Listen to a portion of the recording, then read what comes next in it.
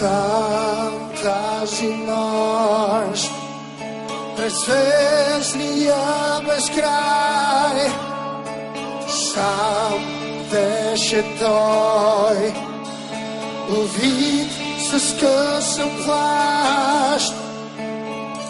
Всеки друг би спрял, всеки аз знам. Всички други спят, знам, че съм сам. Всеки друг би спрял в земният рай. Кой ли би вървял до края сам извън своят сън?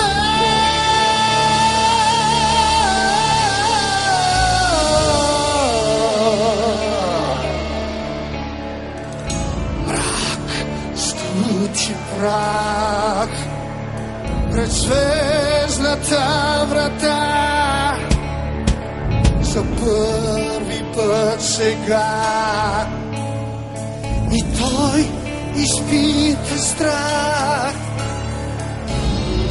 Моите войни спят, сам съм сред тях.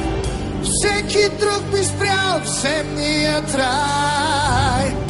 Само аз не спрях, стигнах до край. Пътят свърши, сякаш бе отрязан с нож моят сън.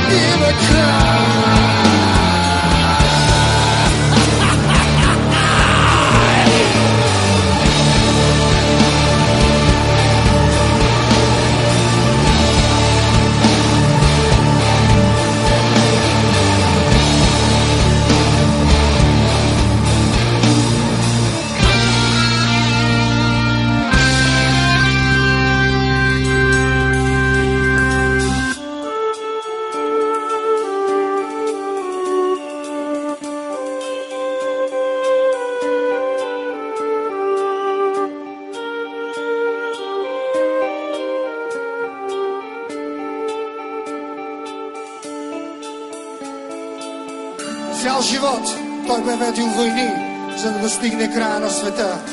Далеч зад него бяха останали Суза, Вавилон, Маган, Инд, Геон, Ефрат. Той стоеше на ръба на света, изморен, остарял, загърнат с късаното на метало.